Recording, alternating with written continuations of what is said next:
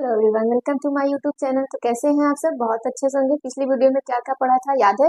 अगर नहीं याद है तो प्लीज रिवाइज कर लेना। नोट्स को साथ साथ बनाते चलना ताकि आपके पास बहुत ज़्यादा टाइम नहीं है तो केमिस्ट्री नहीं पढ़ना है। इसके अलावा और भी आपके पास सब्जेक्ट होंगे जिनके बारे में पढ़ना है।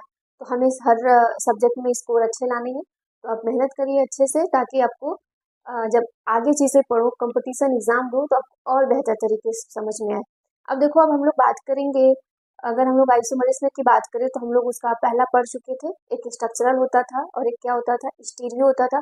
अब हम लोग बात करेंगे स्टीरियो की, त्रिविम समावैता की बात करेंगे। स्टीरियो में जो भी चीजें थी हम लोग उसके टाइप्स को भी देख लिए थे। जो टाइप्स इंपॉर्टेंट था उसको भी हम लोगों ने पढ़ा और उम्मीद था कि अब बेहतर तरीके से आपको समझ में भी आया होगा। नहीं आएगा तो कमेंट में जरूर बता देना। ठीक, आज हम लोग पढ़ेंगे त्रिविम समावैता मतलब स्टीरियो आइसोमरिज्म क्या होता है। स्टीरियो में भी बोला जाता है इसलिए भी। आइसोमरिज्म का मतलब तुम्हें याद हो गया कि उसका क्या होगा, केमिकल फॉर्मूला जो होता है वो सेम होगा। लेकिन यहाँ पे स्टीरियो की बात हो रही है। स्टीरियो में ये होता है कि उसका केमिकल फॉर्मूला तो सेम होगा, बट जब हम लोग 3D उसकी देखेंगे, मतलब 3D डायमेंशन स्ट्रक्चर जब हम लोग उसका देखेंगे तो वो अलग अलग होता है।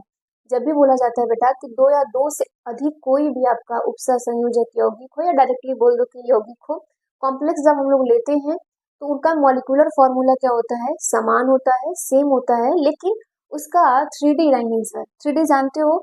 अगर नहीं भी जानते हो तो मैथ वगैरह में, फिजिक्स वगैरह में काफी बेहतर तरीके से समझते हो। 3D का मतलब, 2D का मतलब ये होता है कि जो हम लोग एक्स वाई प्लेन लेते हैं उस पे, और 3D का मतलब होता है एक्स वाई जेड जो तीनों प्लेन लेते हैं उसकी बात कर रहे हैं। जैसे अगर मैं बताऊं तो ये मेरा जो फ्रंट है ये सब, लेकिन बैक मेरा आप नहीं देख पा रहे हो तो 3D हो गया। वो क्या हो गया? 3D। अब कई बार देखते हो कि 3D पोस्टर्स भी होते हैं, 3D आर्ट्स भी होते हैं, कई सारी चीजें। तो आप 3D बेहतर तरीके से समझते हो। यहाँ पे 3D, यहाँ पे क्या होगा, सबका अलग अलग होता है। यही बात किसमें बोली जा रही है? स्टीरियो में। तो हेडिंग क्या बनाइएगा आप लोग? हेडिंग बनाइएगा इसमें त्रिविम, त्रिविम समावैता।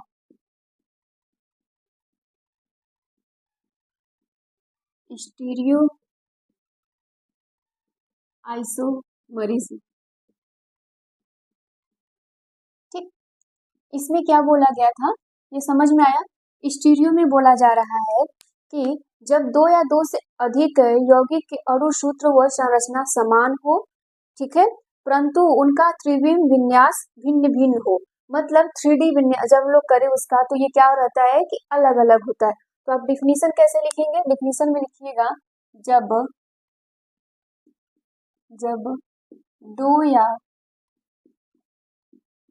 या दो से अधिक अधिक यौगिकों का यौगिकों का अणु सूत्र अणु सूत्र व संरचना सूत्र समान हो,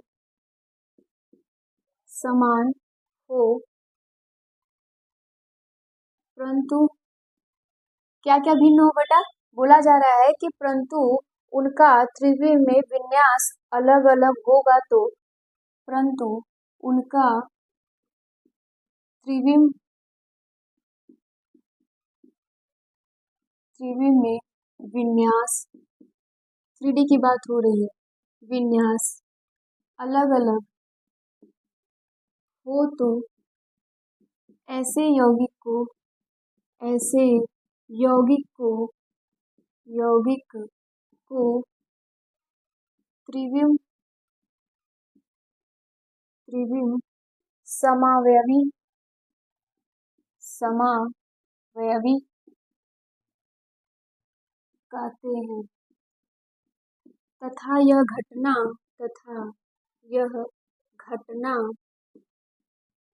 त्रिविम त्रिविम समावैता कहलाता है।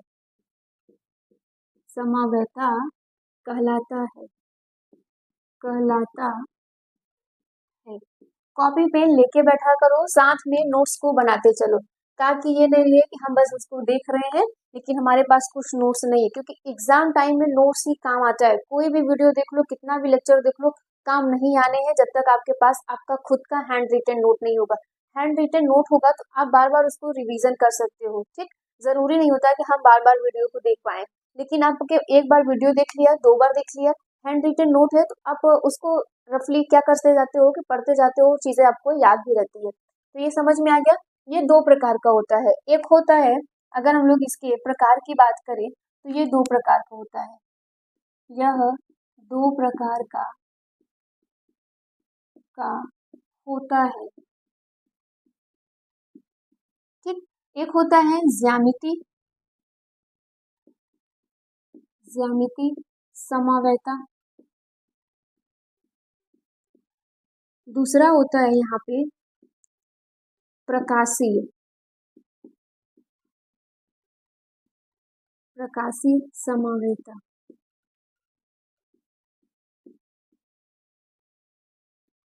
प्रकाशीय समावेता इसको बोलते हैं ज्योमेट्रिकल, ज्योमेट्रिकल आइसोमरिज्म, और इसको बोलते हैं ऑप्टिकल, ऑप्टिकल आइसो। अगर इसके टाइप की बात करें तो ये 2 टाइप का होता था।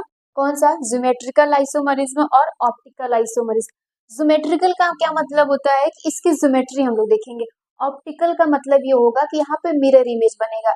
अब देखो, अगर मैं बात करूँ कॉम्पिटिटिव एग्जाम में तो यहाँ से क्वेश्चंस बनते हैं ऑप्टिकल से, लेकिन वो बहुत कह सकते हो कि अगर बनना पड़ेगा तो तुम्हें बहुत ज्यादा डेप्थ में पढ़ना पड़ेगा, लेकिन हाँ, इतना बेसिक जरूर बता देंगे कि अगर तुम मिरर इमेज देखोगे तो पहचान में आ जाओगे। जैसे अगर हमें मिरर इमेज देखना पड़ता है तो तुम क्या ले लो, अल्फाबेटिकल ले लो, कोई भी क ख ग घ ABCD ले लो, सामने मिरर इमेज रखो। जैसे हम लोग अपना मिरर में फेस देखते हैं तो कुछ चीजें हमें उल्टी दिखाई देती हैं, कुछ चीजें हमें सीधी दिखाई देती हैं। ठीक, तो उसी प्रकार से यहाँ पर जब हम लोग अल्फाबेटिकल कोई भी चीज लेते हैं, मिरर इमेज लेते हैं तो हमें उल्टा दिखाई देता है। जैसे फॉर एग्जाम्पल के लिए समझो, अगर मान लो हमने बी ले लिया और इसका यहाँ पे मिरर इमेज बना दिए, तो हम लोग जब इसको शीशे में देखते हैं तो ये उल्टा दिखाई देता है कुछ इस प्रकार से। तो यही होता है मिरर इमेज। तो आपसे कंपाउंड से मिरर इमेज पूछ लिया जाता है। ठीक, इसमें बहुत ज्यादा टफ नहीं है, लेकिन हम लोग इसको थोड़ा बेसिक से पढ़ लेंगे। अब चलो बात करते हैं ज्यामितीय समवेता की, ज्योमेट्रिकल आइसोमरिज्म की बात करें तो ज्योमेट्रिकल आइसोमरिज्म में बोला जाता है कि इसमें जो भी तुम्हारा अणु सूत्र होगा या संरचना सूत्र, मान लो यहाँ पे मॉलिक्यूलर फॉर्मूला और स्ट्रक्चर फॉर्मूला क्या होगा, उसका स्ट्रक्चर फॉर्मूला सेम होगा, लेकिन यहाँ पे इंपॉर्टेंट बात ये रखनी है कि जो हमारा सेंट्रल एटम होगा उससे जो जुड़े लिगेंड होंगे वो अलग अलग परिस्थिति में अलग अलग तरीके से उपस्थित होंगे। ये बात समझ में आ रही है ना?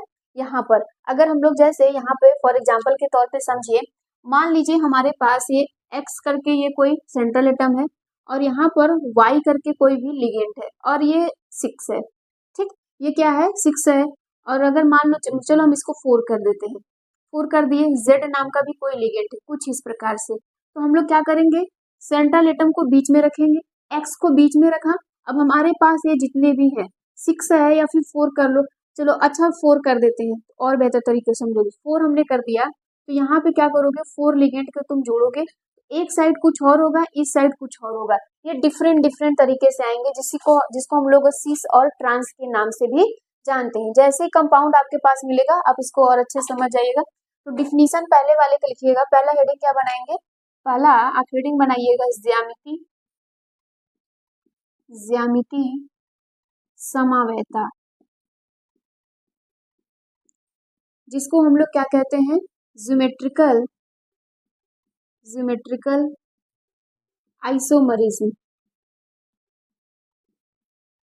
ठीक, ज्योमेट्रिकल आइसोमरिज्म की हम लोग बात किया कर रहे थे। बोला जाएगा इसमें कि जब 2 या 2 से अधिक कोई भी आपका यौगिक हो या फिर जब 2 या 2 से अधिक उपसंयोजक यौगिक हो तो उनके क्या होंगे, अणु सूत्र और संरचना सूत्र समान होंगे, लेकिन जो लिगेंड उपस्थित होगा वो क्या रहेगा, भिन्न भिन्न सॉरी जो लिगेंड होगा वो सेंट्रल एटम से अलग अलग तरीके से जुड़ा रहेगा। ठीक, तो पहले हम लोग डिफिनीशन लिखते हैं इसके बारे में।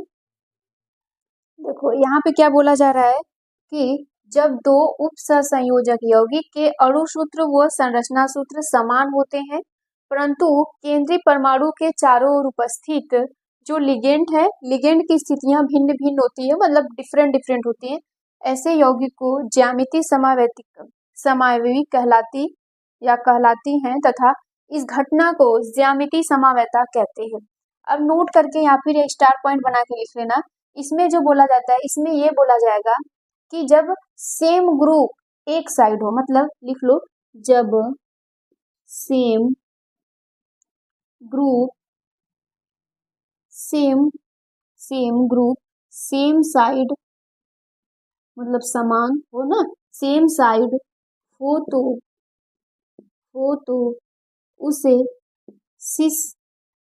उसे क्या कहते हैं बेटा? सिस कहते हैं। ठीक, उसे सिस समावयता कहलाती है। और अगर जब यहाँ पे बोला जाएगा दूसरा कि जब यहाँ पे क्या होगा, जब सेम ग्रुप अपोजिट साइड हो, जब सेम ग्रुप अपोजिट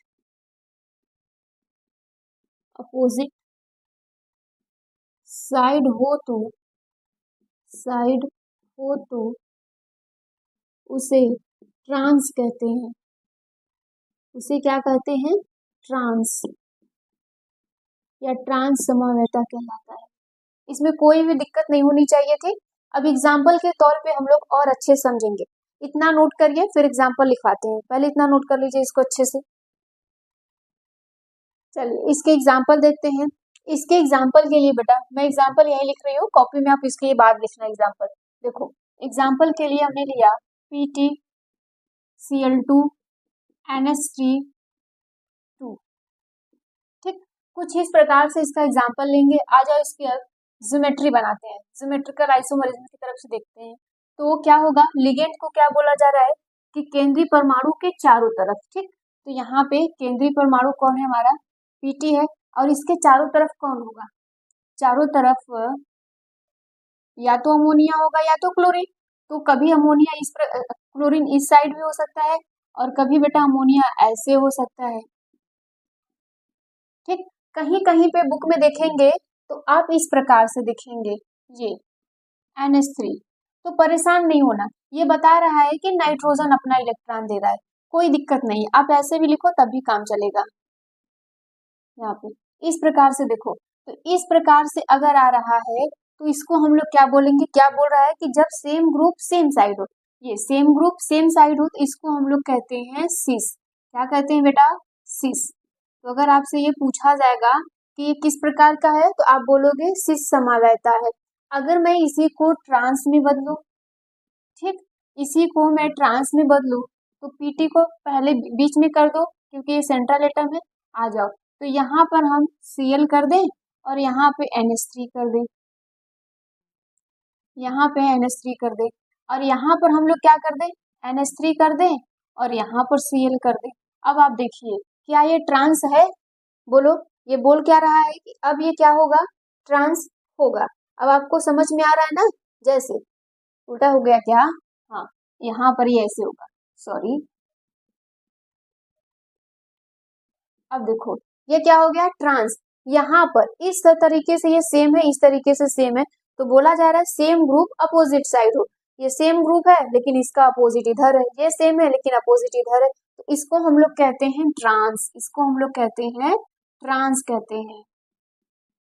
अगर आपसे ये बनाने को पूछ लिया जाए तो आप बना सकते हो, टफ नहीं है। बस आपको ये दिया रहेगा, कंपाउंड दिया रहेगा, बोल देगा कि सिस और ट्रांस ज्यामिति बताओ, इसकी ज्योमेट्रिकल बताओ, तो आप बना लेना। अगर मैं इसी प्रकार से आपको कुछ और दे दूं, जैसे यहाँ पे मैं इसका एग्जांपल दूसरा कौन सा ले लूं? CO NH3 NO2 3, इस प्रकार से अगर मैं यहाँ पे ले लूं तो इसकी ज्योमेट्री कैसे बनेगी? अगर इसकी ज्योमेट्री आपसे बनाना होगा तो कैसे बनाओगे? कुछ नहीं करना है, जिस प्रकार से आप सिस और ट्रांस कर रहे थे बिल्कुल उसी प्रकार से। देखो अगर इसका हमें बनाना होगा तो क्या करोगे? यहाँ पे कोबाल्ट को बीच में रखो, कोबाल्ट को बीच में रखोगे, हमारे पास 6 है तो आप इस प्रकार से 6 बना दो पहले। अब देखो एक तरफ अमोनिया कर दो पूरा का पूरा, तो ये तो पता है कि ये तो आपका सिस बन जाएगा, है ना? ये आपको पता है बेटा कि इस यहाँ पे आपका क्या बन जाएगा? सिस बन जाएगा। अब ट्रांस बनाने की बात करते हैं। जैसे ही हम लोग ट्रांस बनाएंगे तो ट्रांस में क्या करोगे, देखो ट्रांस में कुछ नहीं करना है। क्या मैं इसको इधर लिख दूं? चलो इसको थोड़ा सा इधर कर देते हैं। दूसरा एग्जांपल है यहाँ पे, ठीक, इसको मैंने यहाँ पे लिख दिया। अब देखिए, अब अगर इसका हम लोग ट्रांस बनाए, जब हम लोग ट्रांस बनाएंगे तो सीओ को बीच में रखो, ठीक, सीओ को बीच में रखो, फिर से वही काम कर दो। तो यहाँ पे क्या करोगे, पहले तो ये तीनों 6 हमारे पास लिगेंड थे, 6 के लिए ऐसे बना दो। अब करना क्या है, अब देखो, अब हम लोग यहाँ पे करेंगे कुछ इस प्रकार से, जैसे यहाँ पे बेटा जी अमोनिया कर दीजिए, यहाँ पे NO2 कर दीजिए, यहाँ अमोनिया कर दीजिए। अब बचा क्या, अब हमारे पास यहाँ पर हो गया, तो यहाँ पर भी आपको क्या करना पड़ेगा, अमोनिया कर दीजिए, यहाँ पे N2O कर दीजिए, यहाँ पे N2O कर दीजिए, हो गया। अब यही बोल रहा है कि आपका क्या हो जाएगा, ट्रांस हो जाएगा। क्या हो जाएगा बेटा, ट्रांस हो जाता है। यहाँ तक समझ में आया सीस और ट्रांस का मतलब? तो आपके पास कोई दिक्कत नहीं होनी चाहिए, सीस और ट्रांस में कोई कंफ्यूजन नहीं है, बहुत ईजी है। इतना नोट कर लीजिए, नेक्स्ट हम लोग पढ़ते हैं। हाँ, नोट करके एक और लाइन और भी लिख लेना कि जो चतुष्फल की आकृति के होंगे, है ना, टेट्राहेड्रल की जब हम लोग बात करेंगे तो उस यौगिक के कोई भी ज्यामिति प्रदर्शित नहीं करेगा। याद कर लेना, लिख लेना कि जो टेट्राहेड्रल होंगे वो कोई भी ज्यामिति प्रदर्शित नहीं करते हैं।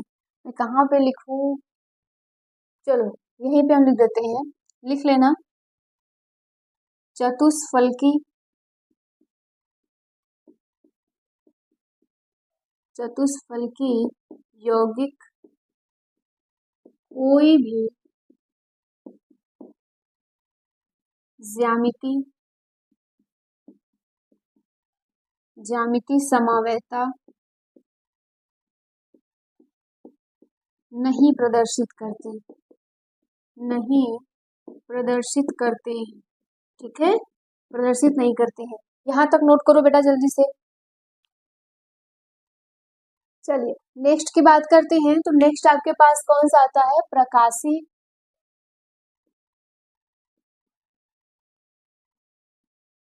प्रकाशीय या ध्रुवण समवेता, ठीक, इसी को हम लोग क्या कहते हैं, ऑप्टिकल आइसोमरिज्म, ठीक, प्रकाशीय समवेता। अब इसको हम लोग क्या कहते हैं, जरा ध्यान से सुनिएगा।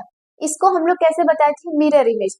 यहाँ पे बोला जा रहा है कि जो भी इसका होगा अणु सूत्र, संरचना सूत्र सब समान होगा बेटा, लेकिन जैसे हम लोग इसको मिरर इमेज देंगे वो कंपाउंड क्या करेगा, अलग अलग तरीके से शो करेगा। मतलब भिन्न भिन्न प्रकार के कंपाउंड होंगे तो भिन्न भिन्न प्रदर्शित कर सकता है, हो सकता है कुछ प्रदर्शित भी करे, कुछ नहीं भी प्रदर्शित करे। ऑप्टिकल समझाए थे ना कैसे होता है, मिरर इमेज लगाओ और उसको देखो तो कैसा हो रहा है सामने।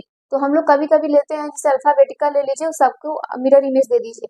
तो ए को देखेंगे तो ए की तरह, लेकिन बी को देखोगे तो दूसरा सी की तरह दिखाई देगा। लेकिन अगर हम कुछ और को देखेंगे, जैसे एम को देखते हैं तो डब्ल्यू जैसा दिखाई देता है। कुछ अलग अलग मिरर इमेज सबके दिखाई देते हैं। तो यहाँ पर भी हम लोग किसके लिए ले रहे हैं, उप सहसंयोजक यौगिक के लिए भी जब मिरर इमेज बनाते हैं, इसमें प्रकाशीय में, ऑप्टिकल में, तो अलग अलग दिखाई देता है। ठीक, पहले डिफिनीशन लिखते हैं इसके बारे में। चलिए देखिए इसमें क्या बोल रहा है कि जब दो उपसंयोजक यौगिक के अणु सूत्र, संरचना सूत्र समान होते हैं परंतु उनका समतल ध्रुवी प्रकाश के प्रति व्यवहार अलग अलग हो जाता है। बोले ना कि मिरर इमेज लगा दीजिए, इन लोगों का क्या हो जाएगा, स्थितियां बदल जाएंगी, मतलब व्यवहार उनका अलग अलग हो जाएगा। तो ऐसे यौगिक एक दूसरे के प्रकाशीय समवेता कहलाते हैं। ठीक, आ जाओ एक लाइन लिख लेना, ये इंपॉर्टेंट है। बोला जाता है कि ये दोनों यौगिक, मतलब कि जो शुरू में ले रहे हो फिर जब उसको मिरर इमेज दे रहे हो तो क्या बन रहा है, तो बोल रहा है कि ये दोनों यौगिक यौगिक एक दूसरे के एक दूसरे के एक दूसरे के प्रतिबिंब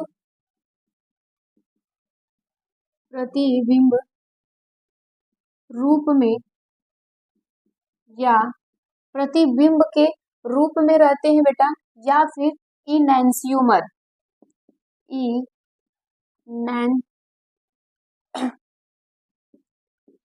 इनैंसियोमर होते हैं। ठीक, ये क्या होते हैं? इनैंसियोमर होते हैं एक दूसरे के। बोला जा रहा है कि या तो ये प्रतिबिंब के रूप में होंगे या इनैंसियोमर होते हैं। तो कभी कभी यही एग्जाम में आपसे अगर पूछ लिया जाएगा कि इनैंसियोमर क्या होता है, तो आप बता देना डायरेक्टली। आपके मन में क्या आना चाहिए? Optical isomers. मतलब कि जब हम लोग कोई भी कंपाउंड लेते हैं, उसको मिरर इमेज दे देते हैं, तो वो कंपाउंड एक दूसरे को क्या होते हैं? इनैंसियोमर होते हैं। फॉर एग्जाम्पल के लिए समझो, यहाँ पे हमने यहाँ पे कोबाल्ट ले लिया है बेटा, यहाँ पर इसके लिगेंड को जोड़ दिया ईएन। ईएन का फुल फॉर्म बताना, तो ये है क्या? और ये क्लोरीन। ठीक, कमेंट में जरूर बताना, ये बताया गया है। अब इसको क्या कर दो? मिरर इमेज दे दो। ठीक, इसको आप चाहो तो देखो कहीं ऐसे भी डिजाइन में भी जोड़ा जाता है, तो अब भाई ऐसे जोड़ दो डिजाइन। नहीं, कुछ नालायक कहीं और से पढ़े रहेंगे तो कहेंगे क्या पढ़ा दी। ठीक, ऐसा। ठीक है, फिर इसके बाद इसको क्या कर दे दो? मिरर इमेज दे दो। जैसे ही मिरर इमेज दे दोगे बेटा, ये पहले आ जाएगा, ये यहाँ पर आ जाएगा और ये उधर शिफ्ट हो जाएगा, कुछ इस प्रकार से। ठीक है, कुछ इस प्रकार से ये शिफ्ट हो जाता है। इसी को हम लोग कहते हैं इनैंसियोमर कहते हैं। क्या कहते हैं? इनैंसियोमर कहते हैं। ऑप्टिकल आइसोमरिज्म है ये। क्या है ये? ऑप्टिकल आइसोमरिज्म है। तो यहाँ तक कोई दिक्कत ही नहीं है आप लोगों को। ये आपका बेटा अब हो गया। अब इसमें कुछ और भी चीजें हैं। इसमें बोला जाता है कि जो समायौगिक समतल ध्रुवीय प्रकाश कंपनों द्वारा बोला जाता है कि जैसे मान लीजिए हमने इसको मिरर इमेज दिया, तो ये अपने समतल मतलब अपने प्लेन एक्सिस पे ये क्या करने लगे? राइट साइड घूमने लगे, दाएं तरफ घूमने लगे, तो उसको हम लोग कहते हैं या तो डी फॉर्म कहते हैं या तो डी कहते हैं। क्या कहते हैं? डी फॉर्म कहते हैं, या तो फिर आप बोल सकते हो कि डेक्स्ट्रो लियो सॉरी डेक्स्ट्रो रोटेटरी कहते हैं यहाँ पे। तो इसका नाम क्या लिखोगे? लिखो पॉइंट में, जो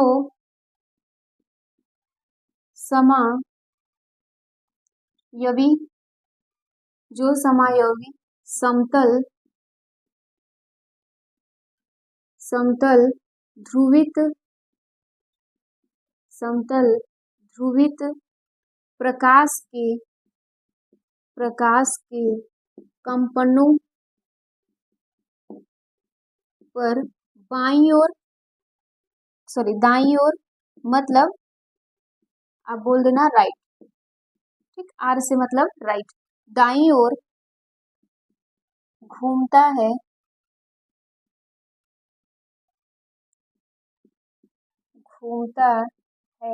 उसे डी फॉर्म, कैपिटल डी भी कहीं पे रहता है देखो, उसे डी फॉर्म या प्लस फॉर्म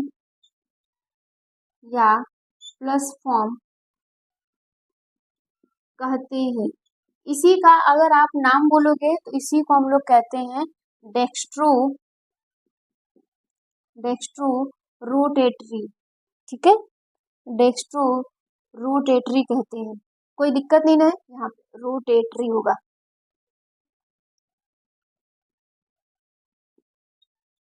रोटेटरी, ठीक, डेक्स्ट्रो रोटेटरी कहते हैं। ये लाइन समझ में आ गई। अब बेटा जब यहाँ पे दाईं ओर, जब बाईं ओर घूमता है, तो यहाँ पे लिख लेना, जब बाईं ओर, ठीक, बाईं का मतलब है लेफ्ट, RL। ठीक, जब बाईं ओर घूमता है तो उसे एल फॉर्म, स्मॉल लिख लो, एल फॉर्म या माइनस, ठीक है, वहां पे प्लस था ना, यहाँ पे माइनस फॉर्म कर लेना, माइनस फॉर्म कहते हैं। इसी को हम लोग, इसका एग्जैक्ट तो कोई नाम नहीं होता लेकिन लियो से जानते हैं। इसको कहते हैं लियो रोटेटरी। लियो रोटेटरी के नाम से जाना जाता है। यहाँ तो कोई दिक्कत नहीं होना चाहिए। तो ये आपसे बहुत डेप्थ में नहीं पूछता, लेकिन हाँ जितना पूछा जाता है मैंने सब पढ़ाया है। अगर आप कोई कम्पिटिटिव एग्जाम भी दोगे तो क्वेश्चन यहाँ से बन जाएंगे। ठीक, इतना नोट कर लीजिए इसको जल्दी से। चलो नेक्स्ट हेडिंग बनाना है। ये तो एग्जाम में पक्का ही पूछा जाता है, आप किसी कम्पिटिटिव एग्जाम में भी बोल सकते हो, यहाँ पूछा जाता है। तो इसको क्या कहते हैं, EN, EAN, इसका फुल फॉर्म क्या होता है, इसको कहते हैं इफेक्टिव एटॉमिक नंबर, इसको कहते हैं प्रभावी, इसको कहते हैं प्रभावी परमाणु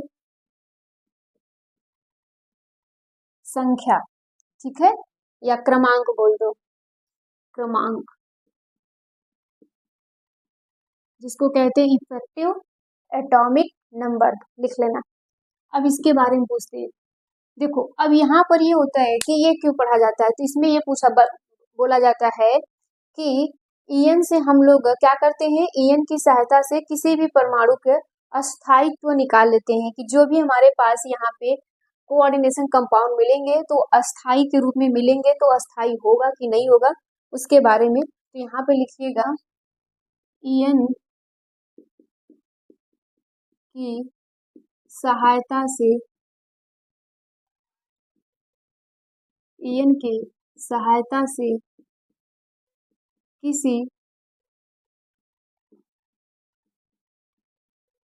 किसी परमाणु का अस्थायित्व ज्ञात करते हैं। ठीक, अस्थायित्व ज्ञात करते हैं। इसका एक फॉर्मूला होता है, फॉर्मूले में लिखा जाता है EN बराबर EAN बराबर, यहाँ पर होता है परमाणु क्रमांक, ठीक, परमाणु क्रमांक मतलब एटॉमिक नंबर, क्रमांक माइनस ऑक्सीडेशन नंबर मतलब ऑक्सीकरण संख्या, ऑक्सीकरण संख्या गुणे 2 समन्वय संख्या। ठीक, समन्वय संख्या, समन्वय संख्या सब कुछ हम बता चुके हैं। तो अगर इसको शॉर्ट में आपको लिखना होगा तो EAN बराबर एटॉमिक नंबर, ठीक है, माइनस ऑक्सीडेशन नंबर, है ना, यहाँ पे ऑक्सीडेशन नंबर कर दो, गुणे समन्वय संख्या को हम लोग क्या कहते हैं, लिगेंड नंबर कहना कह लो, तो यहाँ पे आप लिगेंड्स भी लिख सकते हो, कोई दिक्कत नहीं है। चलो डायरेक्ट समन्वय लिख लो। अब बेटा अगर किसी ने पूछा कि समन्वय संख्या क्या होता है तो फिर तो बहुत गुस्सा आ जाएगा, फिर समझ लीजिए क्या हो जाएगा। आपको सब कुछ बताया गया है, आपको पढ़ने की जरूरत है, बार बार इसको पढ़ा करिए। अब ये नहीं है कि अब परेशान हो जा रहे हैं समन्वय संख्या क्या होती है। आ जाओ निकालते हैं। फॉर एग्जाम्पल के लिए हम लोग देखिए, अगर एग्जाम्पल के लिए हम लोग क्या लिए, K4 ले लिए, सॉरी यहाँ पे हाँ K4Fe CN6 ले लेते हैं। ठीक है, अब यहाँ से हम लोग क्या करेंगे, निकालेंगे कि अस्थायित्व है कि नहीं है। जरा ध्यान से सुनना, यहाँ पे देखो अगर समन्वय संख्या की बात करें तो 6 है ना, लिगेंड की नंबर संख्या यहाँ पे एटॉमिक। अब देखो आपको आना चाहिए, इसके बराबर रखो EAN बराबर, यहाँ पे एटॉमिक नंबर आयरन का एटॉमिक नंबर क्या होता है 26, ये सब आने चाहिए। अब ऐसा नहीं है कि एग्जाम में पूछ दिया तो मुंह लटकाए बैठे हुए हैं, बस मुस्कुरा रहे हैं, फिर छोड़ के चले आएंगे पेपर, ऐसा कुछ नहीं होना चाहिए। कम से कम एटॉमिक नंबर तो आपको 40-50 तक आना ही चाहिए। केमिस्ट्री पढ़ने का मतलब ये होता है कि पीरियोडिक टेबल में आपको एटॉमिक नंबर सब कुछ आने चाहिए। अब देखो यहाँ पे ये किया माइनस ऑक्सीडेशन नंबर निकाल दो, इसका यहीं पे निकाल दें हम लोग ऑक्सीडेशन नंबर। अगर पहले चलो ऑक्सीडेशन नंबर निकाल देते हैं। ऑक्सीडेशन अगर नंबर हम लोग निकालेंगे तो इसका क्या होता है +1, इसका निकालना है, इसका -1 होता है। आ जाओ 1 गुणे 4 कर दो, है ना, यहाँ पे प्लस x निकालना है, माइनस का सॉरी प्लस माइनस का 1 करोगे, माइनस का 1 करने के बाद यहाँ पे क्या कर दोगे 6 कर दोगे बराबर 0। तो यहाँ पे क्या आ जाएगा बेटा 4x - 6 0। तो अगर हम लोग x बराबर निकालेंगे तो 2 आएगा कि नहीं, 2 आ गया। आ जाओ इसको सॉल्व करते हैं। जब हम लोग इसको सॉल्व करेंगे तो ई ए एन बराबर हम लोग क्या लिखेंगे 26 है ना, माइनस ऑक्सीडेशन नंबर 2 आ गया, गुड़े यहाँ पे कितना आ गया गुड़े, डायरेक्ट गुड़े कर दिए क्या, यहाँ पे प्लस रहेगा, ये गुड़ा होता है, ठीक। यहाँ पे तो यहाँ पर आप क्या कर दो, प्लस कर दो 2 गुड़े समन्वय संख्या कितनी है 6 है। आ जाओ करते हैं। अब देखो यहाँ से इसको माइनस करोगे तो कितना आएगा 24 आ जाएगा, प्लस इसका करोगे तो कितना आ जाएगा 12 आ जाएगा, इन दोनों को जोड़ोगे तो कितना आ जाएगा 36 आ जाएगा। अब ये 36 जो आया ना, यही इंपॉर्टेंट है जानने के लिए। 36 क्यों इंपॉर्टेंट है बेटा, तो नोट में आप लोग नोट में लिख लेना कि जैसे है ना इनर्ट गैस के बराबर, इनर्ट गैस कौन कौन है, हीलियम, और कौन है नियॉन है, और कौन है जल्दी से बताओ, आर्गन है ना, आर्गन है। फिर उसके बाद कौन है यहाँ पे, जेनान है। फिर कौन है यहाँ पे, ठीक आर्यन है, रेडॉन। अब देखो इसका कितना होता है 2, इसका कितना होता है जल्दी बताओ, इसका कमेंट में नियॉन का कितना होता है एटॉमिक नंबर, इसका अगर बोलो तो यहाँ पर क्रिप्टॉन नहीं लिखे हैं क्या, क्रिप्टॉन भी होता है ना। आर्गन के बाद यहाँ पर क्रिप्टॉन, जेनॉन, फिर यहाँ पे अब देखिए इसका कितना होता है 10, 18, 36, 54, और इसका कितना होता है जल्दी बताओ, इसका कितना होता है 86 होता है ना यहाँ पे। अब ये देखो अगर मान लीजिए इन सब में से किसी का भी सॉल्व करिए इतना आ गया तो ये क्या होगा इनर्ट गैस। 36 आ गया है इसका मतलब ये अस्थाई होगा, तो आप लिख दीजिएगा ये अस्थाई होगा। और ये प्यारा सा एक होमवर्क है आप लोगों के लिए, निकालना जरूर, ठीक। K3FeCN6 ठीक करना आपको है, ऑक्सीडेशन नंबर निकालिएगा और ये नोट में जरूर लिख लीजिएगा, ठीक है। तो आज के लिए इतना ही रहने देते हैं, और इसके बाद जो हम लोग पढ़ेंगे बेटा वो थोड़ा सा इम्पोर्टेंट हो जाता है, उसको पढ़ लेंगे फिर आपका चैप्टर खत्म हो जाएगा। तो कम से कम नोट साथ में बनाया करो। आज हमने क्या क्या पढ़ा, हमने स्टीरियो पढ़ा था, स्टीरियो के टाइप्स भी पढ़े बेटा, ज्योमेट्रिकल भी होता है, ज्योमेट्रिकल में भी हमने जान लिया, और ऑप्टिकल भी हमने जान लिया। ऑप्टिकल के बाद ईएन पढ़ा, ये क्लियर हो गया। ज्योमेट्रिकल में क्या होता था कि परमाणु संरचना समान हो उसकी, और एटॉम उसका क्या बोलते हैं मॉलिक्यूलर फॉर्मूला भी समान हो, लेकिन यहाँ पर जब हम लोग सिस और ट्रांस की बात करें तो वो अभिन्न भिन्न होता है, मतलब सेंट्रल एटम से जो भी लिगेंड लगे होते हैं वो अपनी पोजीशन चेंज कर लेते हैं, ठीक। सिस और ट्रांस कब पढ़ा था वो भी हमने जान लिया। फिर ऑप्टिकल में हमने क्या जाना था, ऑप्टिकल में बेटा बस सीधी सी बात है मिरर इमेज देना है, मिरर इमेज देना है। तो फिर जब वो एक दूसरे के प्रतिबिंब होते हैं तो उसको हम लोग क्या कहते हैं इनैंसियोमर कहते हैं, ये भी समझ में आ गया। उसमें भी क्या होता है मॉलिक्यूलर फॉर्मूला और स्ट्रक्चर फॉर्मूला सेम होता है, लेकिन जैसे उन लोगों को प्रकाश पे रखा जाता है, प्लेनर एक्सेस दी जाती है, तो वो अलग अलग यौगिक शो करने लगते हैं, मतलब अलग अलग यौगिक नहीं शो कर लेते, उन लोगों का अपना ऑप्टिकल इमेज बदल जाता है, उसको इनैंसियोमर कहते हैं। फिर ईएन क्या होता है, ईएन इसलिए होता है कि कोई भी हमारा कोऑर्डिनेशन कंपाउंड हो उसमें ये पूछा जाएगा कि जो परमाणु हमारे होते हैं वो अस्थाई हैं कि नहीं है, ठीक है। तो आज की वीडियो में इतना रहने देते हैं, थैंक यू।